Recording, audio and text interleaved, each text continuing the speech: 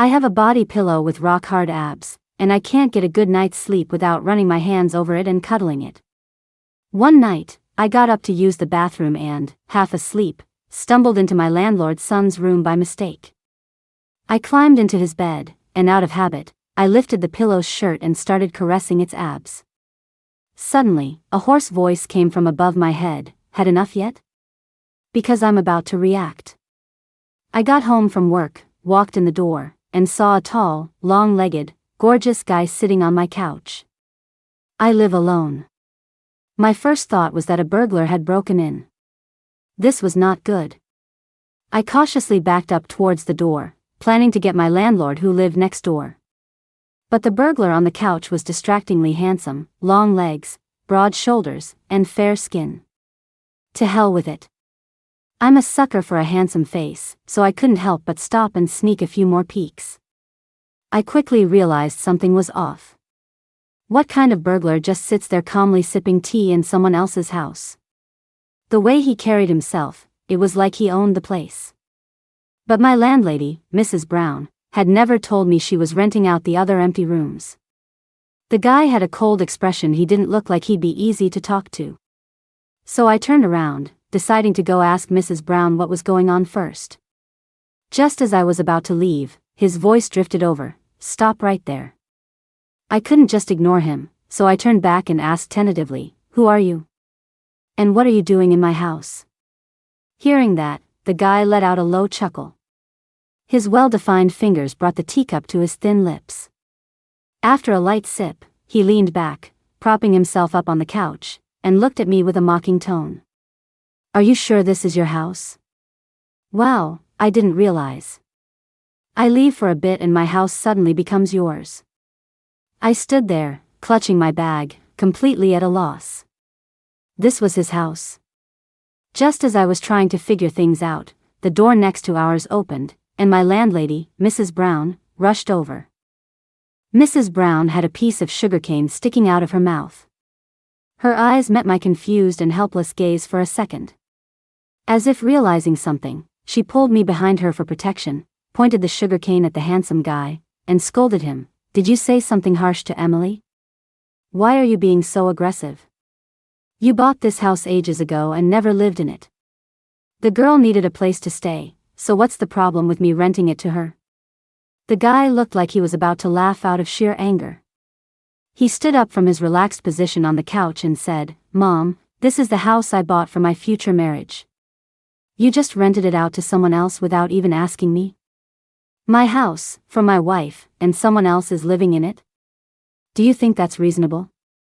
Mrs. Brown was silent for a moment, as if realizing she was in the wrong, and mumbled defensively, "Well, you know, it's not like you have anyone lined up. House for your marriage, do you even have a girlfriend?" The guy was speechless. He sat back down on the couch, crossed his legs, and said with an air of finality, "I don't care. This is my house, bought for me and my future wife to live in." He then jetted his chin toward me. "So what is she, a complete stranger, doing living here?" Mrs. Brown put her hands on her hips and calmly replied, "Consider yourself lucky." I could feel the guy's glare on me getting sharper and sharper. If looks could kill, I'm pretty sure I would have died 1,688 times over. Mrs. Brown continued, "Our Emily has kept this place spotless for you. If it weren't for her, do you think you, Michael, could just waltz back into the country and sit here drinking tea? You'd have to spend 3 days and nights on a deep clean before you'd dare to live here." Hearing that made me feel a little guilty. Because I was never the one who cleaned this house. At her words, the handsome guy, Michael, raised his right eyebrow, let out a short scoff, and shot back at Mrs. Brown, "I have a cleaning lady come every week. She should know that." It all clicked. So that's why a cleaning lady showed up every week to do a deep clean. I had always assumed Mrs. Brown sent her. If the cleaning lady hadn't told me that my wife seemed to be hiding someone in the house and that I should rush back to check, I would have never known my wife and her boyfriend were living in my home. As he spoke, his eyes swept over me again, filled with deep contempt. My face instantly burned. I immediately understood what he meant by hiding someone. He was talking about the man-shaped abs pillow in my room. When I first moved in, the king-sized bed in the master bedroom felt too big and empty for just me, and I often felt insecure. So I went online and bought a 6-foot-tall, man-shaped body pillow. The abs on it felt amazing, basically a perfect boyfriend substitute. I touched and hugged it every night, loving it, and slept like a baby. The doll's size and shape, when covered by a blanket, must have looked like a real person, which is why the cleaning lady misunderstood. I scratched my head, too embarrassed to explain the mix-up. After all, a doll shaped like that is a little out there. I really didn't want anyone else to see it. The whole thing ended with Michael and me agreeing to a temporary, peaceful cohabitation. First, my rental contract with Mrs. Brown hadn't expired yet. Second, Michael had just returned to the country and didn't have time to find a new place to live right away. And he didn't want to live with his parents. So, in his own marital home, he was forced to choose between the second bedroom and the kids' room, begrudgingly settling for the former. Meanwhile, I'd already turned the master bedroom into my personal den. I felt terrible about it and told him, "I can give you the master bedroom back." But his already sour expression just got worse. "I don't sleep in rooms other people have slept in." I sheepishly shut up but couldn't help muttering, "But I've been living in this whole house for so long." Michael, with his sharp hearing, just snorted. "I'll be selling it in a while. As soon as I buy a new place, I'm moving out." I fell silent. Living in someone else's house and forcing the owner to move out, talk about a total role reversal. After Michael moved in, I was really nervous at first, afraid I'd do something to tick him off. What if he got annoyed and kicked me out? But after a month of living together, I realized his work seemed to keep him incredibly busy. Even though we shared a roof, I rarely saw him. Because of this, I gradually let my guard down and would often forget someone else was in the house. I stopped being careful about closing my door when I left my room. One weekend, Michael was home.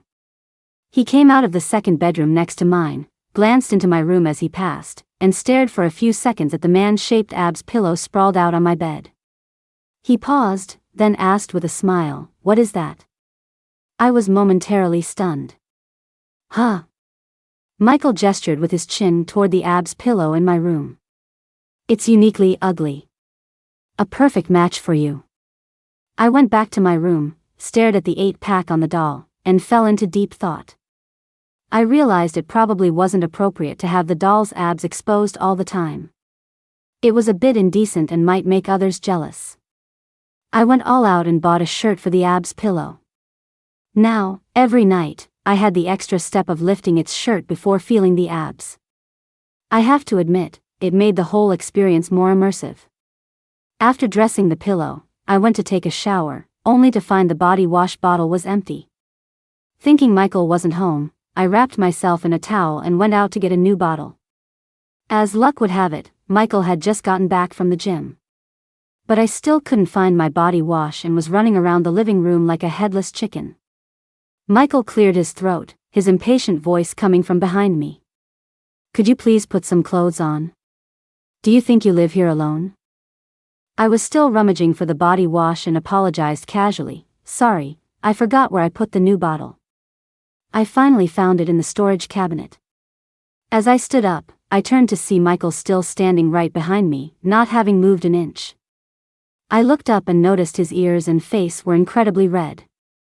A few drops of sweat trickled down his cheek, following the curve of his Adam's apple, his breathing heavy and rushed. Wait a minute.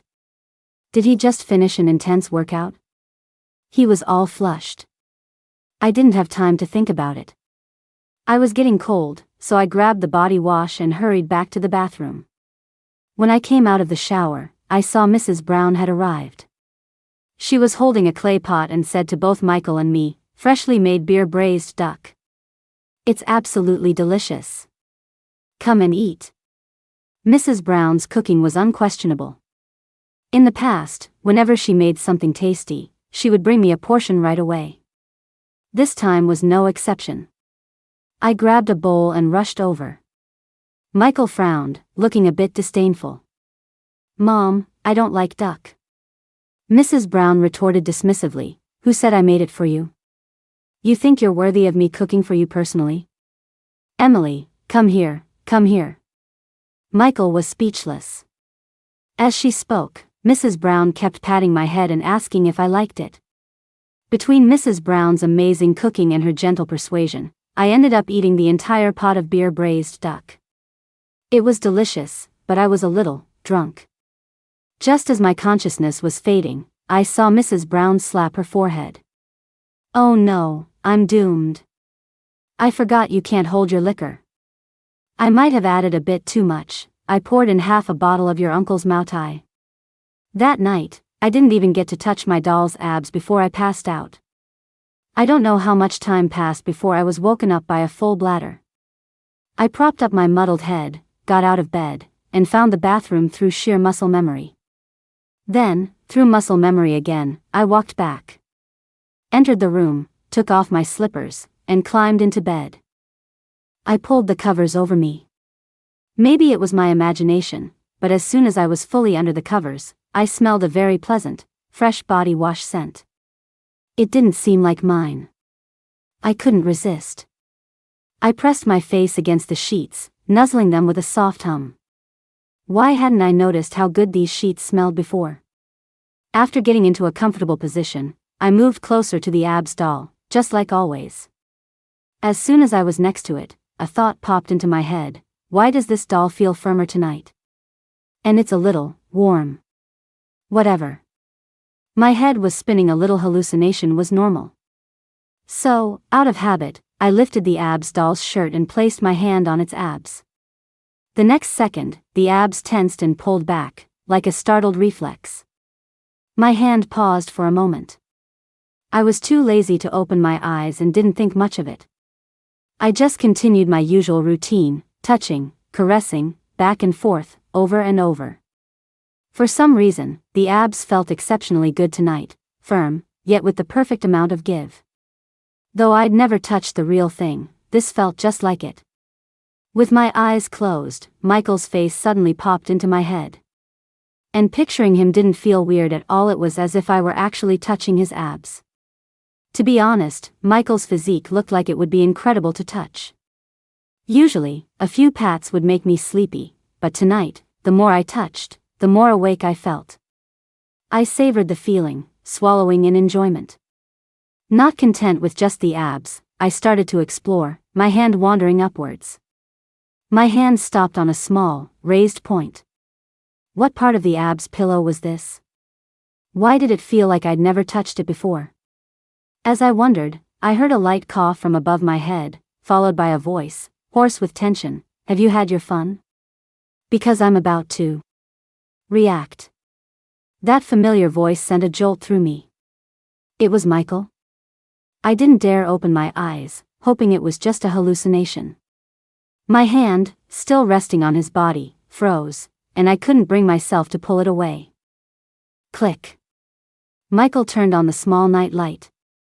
I looked up at him in the dim, yellow glow.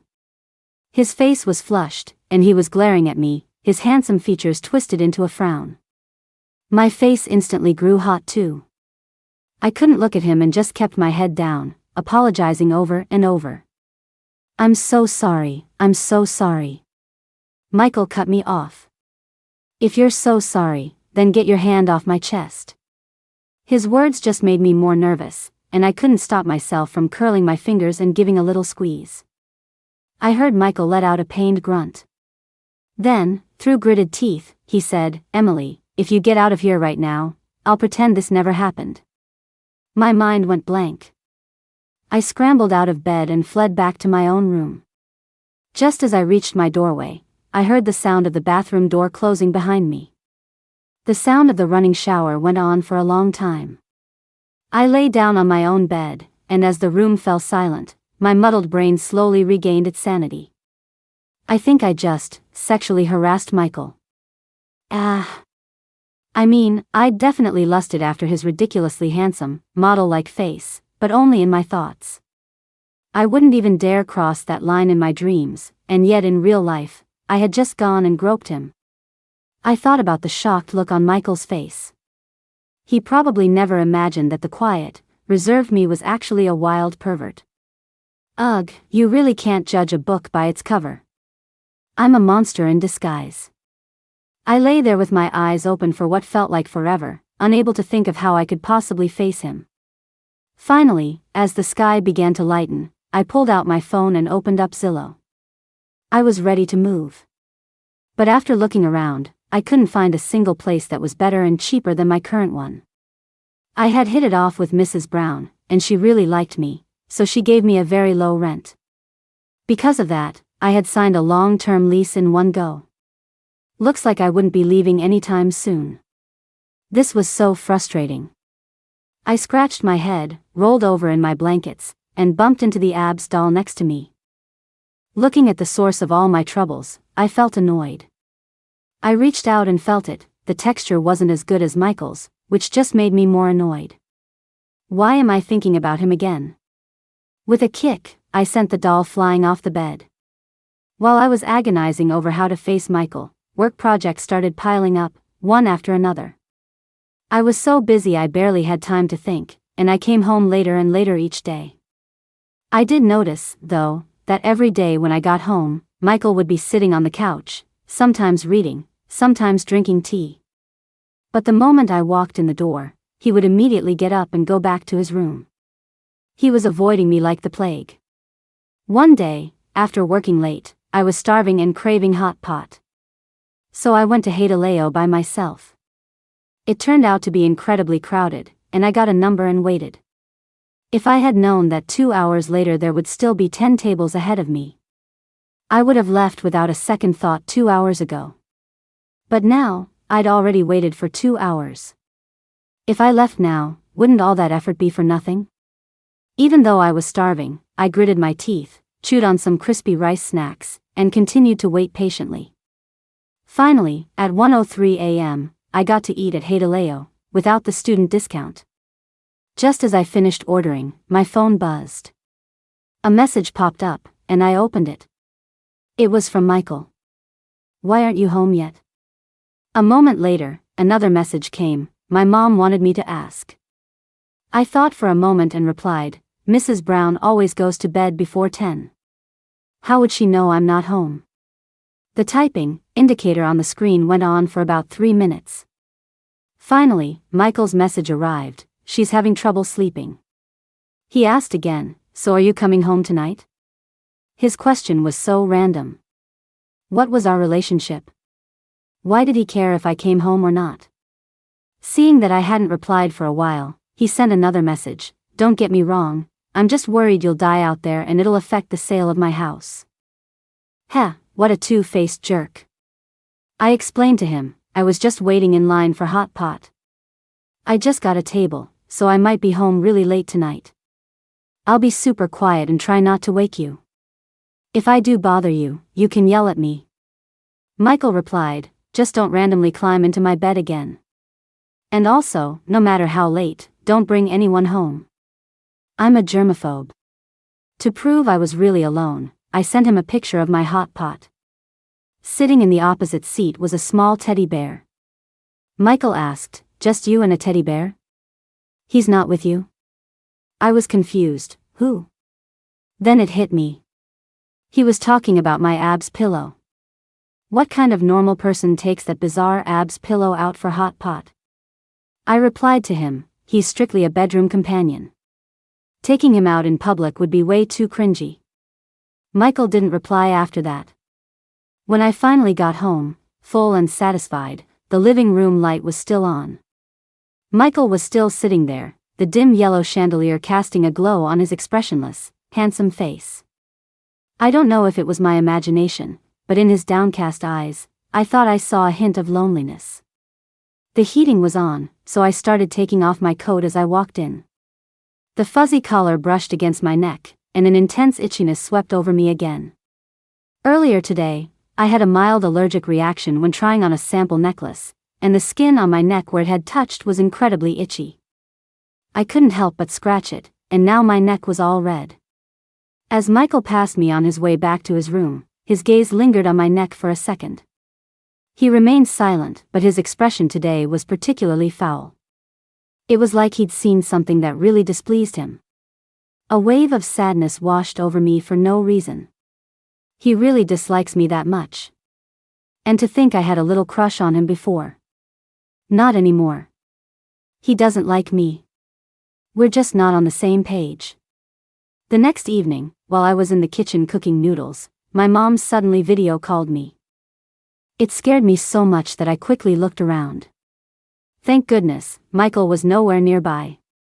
The noodles were only half cooked, so I couldn't just leave. I turned down the volume and answered the call in the kitchen. The moment I answered, my mom's loud voice boomed through, even on low volume, "Emily. The new year is almost here. Do you have a boyfriend yet this year?" I closed my eyes in resignation. I knew it would be this question. I recited my usual lines by heart. No boyfriend. Do I look like the kind of person who has a boyfriend? Mom, I've never even held a guy's hand. I've felt up a guy's abs, but that's a hidden achievement. My mom raised her voice again. Why not? I rubbed my forehead. You think it's that easy? But you're living alone, your dad and I are worried. Hey. Who's that behind you? Following my mom's words, I turned around. I saw Michael, who had appeared from nowhere, walk past me, open the fridge, and grab a can of Coke. Seeing me looking at him, he raised the Coke can in a mock toast. His voice wasn't loud, but it was clear, just grabbing something. I'm not interrupting, am I? With that, he walked past me and out of the kitchen. My mom's sharp eyes had seen the whole thing. Before Michael was even out of sight, she was questioning me. That guy behind you is your boyfriend, right? And you said you were living alone. You're even wearing matching colored pajamas. He's so handsome. I really like him. Bring him home for the new year, you hear me? I rushed to explain, hey, Mom, he's not. Before I could finish, the video call suddenly disconnected. I looked closely and saw it was a network error. The Wi-Fi was down. I peeked out of the kitchen and saw Michael holding the unplugged router, smiling apologetically at me. The game was lagging, so I was just checking it. I forgot you were on a call. My bad. After that, no matter if I sent a long essay or a voice message, my mom turned a deaf ear to her daughter's words, completely convinced that Michael was her son-in-law. I was helpless but had a growing sense of dread.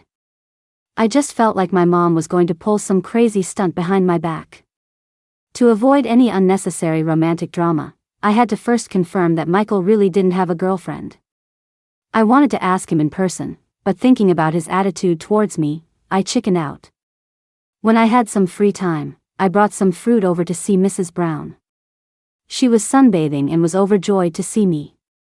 She was a chatterbox, and after listening to her gossip about the entire neighborhood, I finally found a chance to subtly bring it up. Mr. Wang downstairs already has his second kid. I bet your son is getting close too, huh? At the mention of Michael, Mrs. Brown's smile faded. She adjusted her reading glasses and sighed. He's been back for 2 months, and besides you, I haven't seen any other girls around him. A second kid? Maybe in the next life. I feigned surprise. He doesn't have a girlfriend yet? Silly girl, if he had a girlfriend, do you think he'd still be living with you? Of course, he'd want to live with the person he likes. I nodded, feeling a little relieved. Even if my mom did something outrageous, it would be easier to handle. But I was still praying my mom wouldn't do anything crazy. As I left Mrs. Brown's place, I saw that the door to our apartment was open. As I got closer, I heard the voices of Michael and the cleaning lady from inside. The cleaning lady was saying, "You're finally back. Your wife is always sneaking around with someone behind your back. There's always a man sleeping in her bed. So, did you catch him? You can't have a woman like that. You're such a great guy, you deserve better." Michael chuckled softly. "Ma'am, what's under the covers is just a big doll she likes. She's not that kind of person. Please don't make assumptions about her." The cleaning lady persisted, "You have to be careful. You're not home most of the time. Even if she's not like that now, who knows about the future? Your wife doesn't look like the faithful type. Michael's tone suddenly turned serious. I know my wife better than you do, and I'll be spending more time with her from now on. Also, you're no longer needed for cleaning services at my home.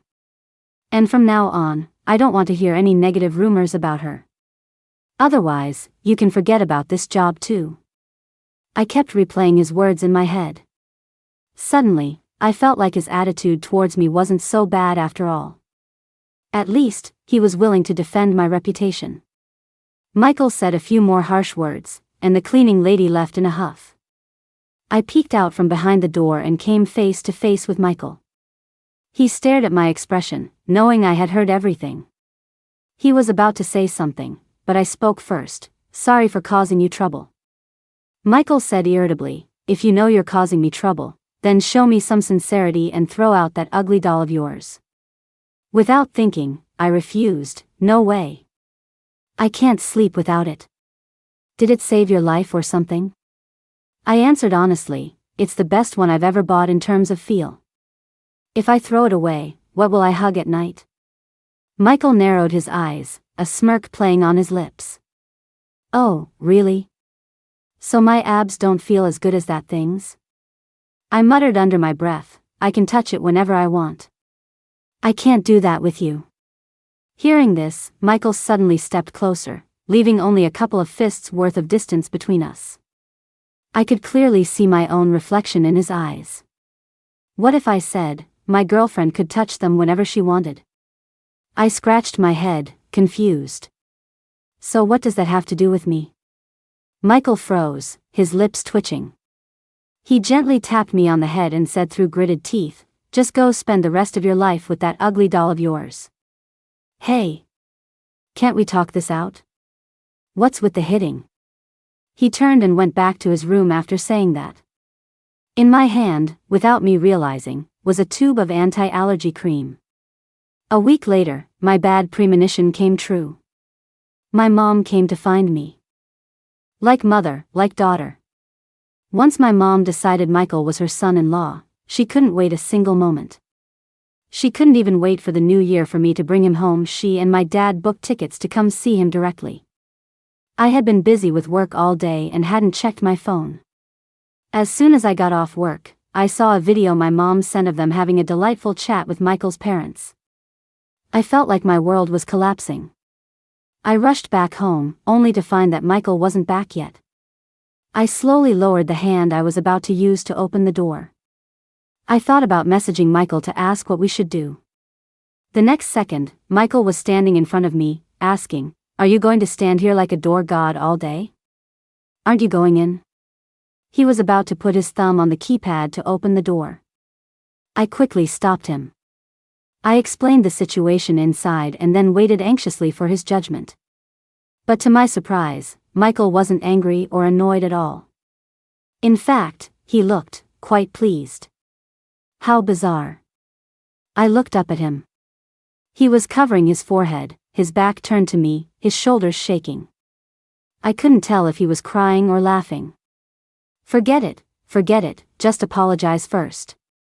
I'm so sorry. I didn't know my mom was coming, and I didn't know they would meet. If I had known, would have stopped them. I've caused you trouble again, I'll go in and explain right now. I was about to open the door, but this time, Michael stopped me. He took out his phone, pulled up the security camera feed from inside the house, and held it between us. Mrs. Brown's voice drifted out, I just adore Emily, she's such a lovely child. I've dreamed of her being my daughter-in-law. The betrothal gift has to be my call, $88,800. My mom tried to refuse, we really hit it off, and Michael is such an outstanding young man. That amount is too much for a gift. Just a normal amount is fine, and we'll provide a dowry too. Mrs. Brown interrupted, no. How will Emily know how much we like her with just $16,800? My standard is the normal standard. $88,800, not a penny less. No more arguing, it's settled. My lip twitched. How did things get to this point? I looked up at Michael, who had a smile playing on his lips. I asked, "Why are you showing me the camera feed?" The situation was clearly spiraling out of control. Was watching a video going to solve anything? Look, the elders are having such a good time. You wouldn't want to spoil their fun, would you? I fell silent. If my mom found out this was all fake, she would be really sad. And if the person in question was Michael, well, I wouldn't mind it at all. Michael composed himself and asked me, "What do you think is an appropriate amount for the gift? What time is it to be asking such a silly question?" I wasn't in the mood to play games with him and said casually, "If it's already 88,800, might as well round it up to an even 100,000. Sounds better." Michael nodded in agreement. Okay. What does he mean, okay? With that, he pushed the door open, took my hand, and led me inside to meet our parents. I stood by his side, fidgeting with the hem of my shirt, a strange feeling welling up inside me. For some reason, I started to imagine how wonderful it would be if all of this were real.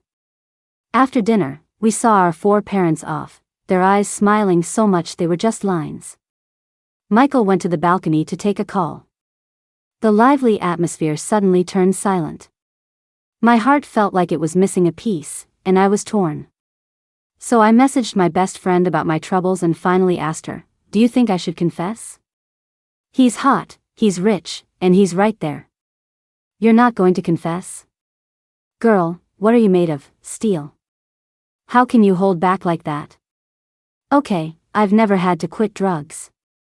So I thought, why not just give it a shot? The worst that could happen is he rejects me, and then I move out. I lay back on the couch, trying to figure out how to confess to Michael. As I was thinking, I actually fell asleep. I must have been exhausted because I started dreaming not long after. In my dream, Michael swept me up into his arms. My face was pressed against his firm chest, and in that moment, my dreaming self strangely became self-aware. Well, it's just a dream. Doing something a little extra isn't crossing the line, right? It's not like Michael would ever know. Timid in real life, but a total powerhouse in my dreams. I threw my arms around Michael's neck and just went for it, kissing him hard.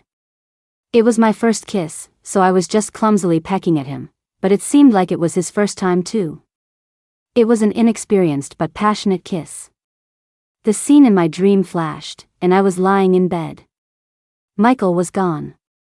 As usual, I reached for the Ab's pillow on the bed, lifted its shirt, and caressed it over and over before peacefully falling asleep.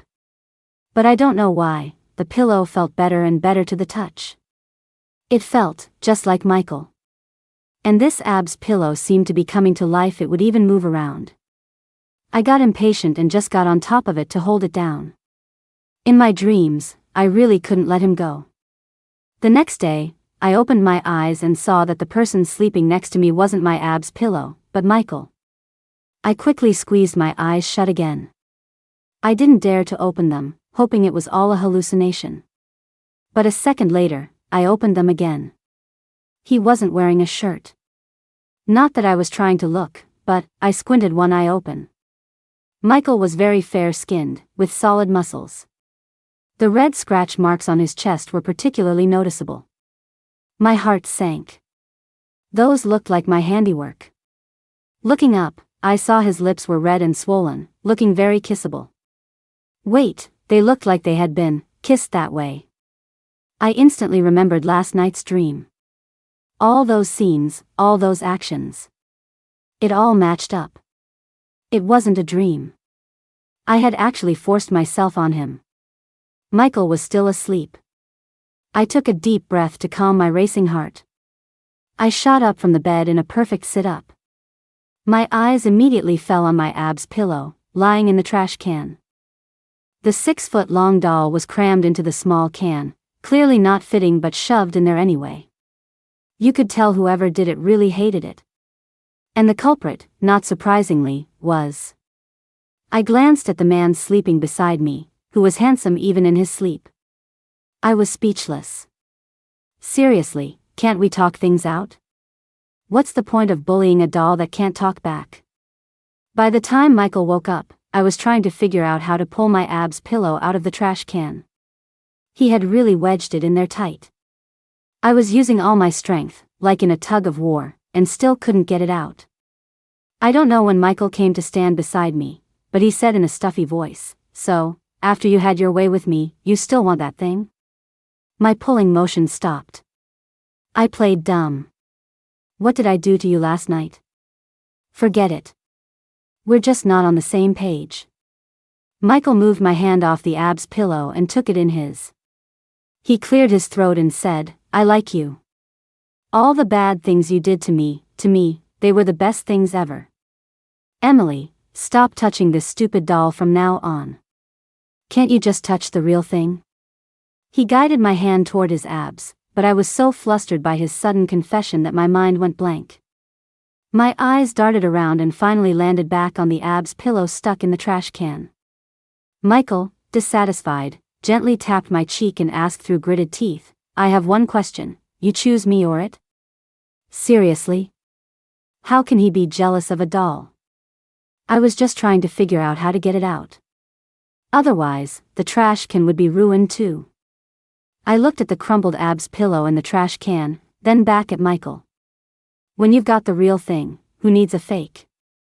I dropped the act and reached my mischievous hands toward the man in front of me, who looked like he was about to cry from frustration if I didn't give him an answer. At our engagement, I was shocked to see an extra $188,800 in my bank account. I took my phone to ask Michael, "What's with the extra $100,000? Michael wasn't surprised, just said calmly, "I gave it to you." But it was supposed to be $88,000. That was already a lot. That was from our parents. This is from me. This is way too much. It's not. It's for you. Nothing is too much. As he spoke, he placed a gentle kiss on my forehead. Michael might look cold and unapproachable on the surface, but deep down, he's a total pushover. Take, for example, him wanting to move into the master bedroom with me. He respected my decision and wouldn't move back in without my consent. I found it amusing, so I kept refusing, teasing him at the bedroom door. I seem to recall a certain gentleman saying he would never, ever sleep in a bedroom that I had slept in. Do you know him, Michael? After being teased a few times, Michael became immune. This time, he was smarter. Hugging his pillow, he glanced away and said, "Who would be so clueless?" It definitely wasn't me. I was born to keep my wife's bed warm. As he said this, he swiped on his phone a few times, and my phone chimed with the sweet sound of a money transfer notification. "Please let me in, wifey. I'm applying to be your doll for the night." While I was looking down at my phone, he gave me a light peck on the corner of my mouth and said, "Be good. Stop playing on your phone. Come play with me." End of main story. Michael's epilogue. The person who cleans my house told me, "Your wife is cheating on you with another man at home." I'd never heard anything so absurd. First of all, I don't have a wife. Second, my house should be empty. I thought it was strange. Was this a ghost story? I cut my work trip abroad short and went home. As soon as I walked in, there were indeed signs that someone had been living there. I guessed it was my mom who had rented out my house. I walked through the house, and when I got to the master bedroom, I was hit by a faint, pleasant fragrance. It was delightful. I had come back furious, but it somehow calmed me down. After waiting for a long time, the wife the cleaner mentioned came home. Her first reaction upon seeing me was to run away. I thought it was kind of cute. But the thought of the house I bought for my marriage being occupied by someone else still filled me with a nameless rage. I wasn't nice to anyone, especially her. Every day, I thought about selling the house and buying a new one. After all, this second bedroom was so small, it was suffocating to sleep in. I lay with my hands behind my head, thinking about buying and selling houses, but her face kept flashing through my mind. Whenever I thought of her, my train of thought would be derailed.